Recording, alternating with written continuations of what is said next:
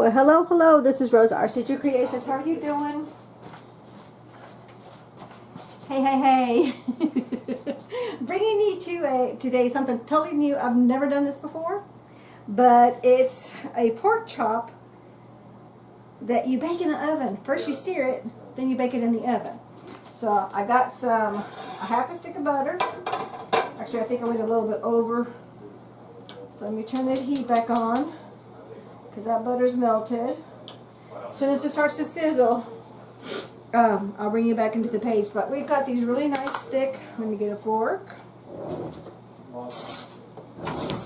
We got these nice thick chops. These are from Butcher Box. This is also going to be my review of the pork chops from Butcher Box. If you look, I'll put a link on my other video of my grocery haul from Butcher Box. And this is my personal review of their product. It looks really good. There's a couple of little fatty pieces on here, but that's okay, because those make good flavor and good seasonings. Okay, my thing's starting to sizzle. So let me get back. Let me turn this down. And the recipe calls for, I actually went and got 5 different ones. And I mixed bits and pieces of stuff that my hubby and I like to eat. Okay, so it asks for 2 cloves of garlic. I didn't have any fresh garlic, so I'm using garlic powder. And it asks for 1/4 cup of all-purpose flour, 1/4 cup of milk. And I will, of course, we'll put the description box as a pop-up, and also in the recipe, the menu, the ingredients, and how to do it all in the description box, and then a pop-up of all just the ingredients. Okay, so back to 1/4 cup all-purpose flour, 1/4 cup milk. Turn it down. It's sparking. 1 cup of milk, 1 cup of mushrooms, and I'm using my fresh home canned mushrooms. They taste wonderful. I don't care for mushrooms, but hubby says they taste good. Okay, and if you're using fresh mushrooms, you might want to make sure they're cleaned and sliced.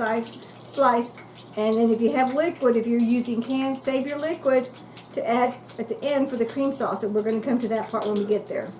1 tablespoon of thyme and 1 tablespoon of Oregano. Salt and pepper to taste. You want to preheat your oven to 350. And you want to put it all in an oven-safe skillet. So we're going to put all the spices together. And then we're going to mix it all up. I forgot my spoon. Sorry for the reach in front of you there. So let me mix this up. The butter with all the spices. Okay, I can turn the heat back up a little bit now. And all we're doing is going to be searing the chops. Okay.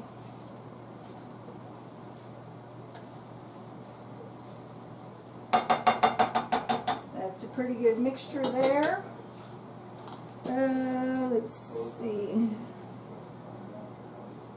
We're going to use the water, the milk, and the flour for the cream that you make afterwards, because it's going to have a cream like a gravy.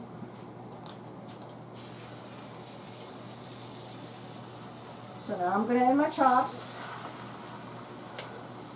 so they can get a good sear.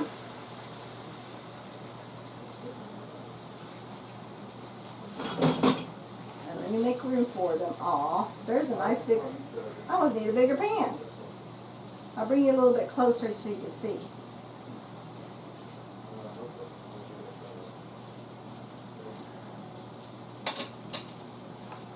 Let me bring you a little closer so you can see that. See how big those are?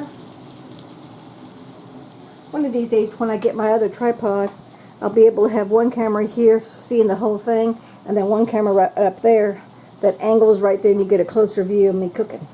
Because since I'm enjoying my cooking, I'm going to do a lot more cooking videos. Because I really am enjoying it. Okay. Let me get all my dirty dishes out of the way here. And I'm going to let that sear. I'm going to stay within my 15-minute limit to myself. I'm going to let those sear, and I'm going to, once the bottom half is seared, I'm going to rotate them to the other half, and I'll bring it at that face, and then we'll put them in the oven. And they're going to stay in the oven for 35 minutes. So we'll be right back. Okay, the searing has been done. Now I'm going to put it in my oven's already hot, and then that's what it looks like. But made a big old mess. Okay.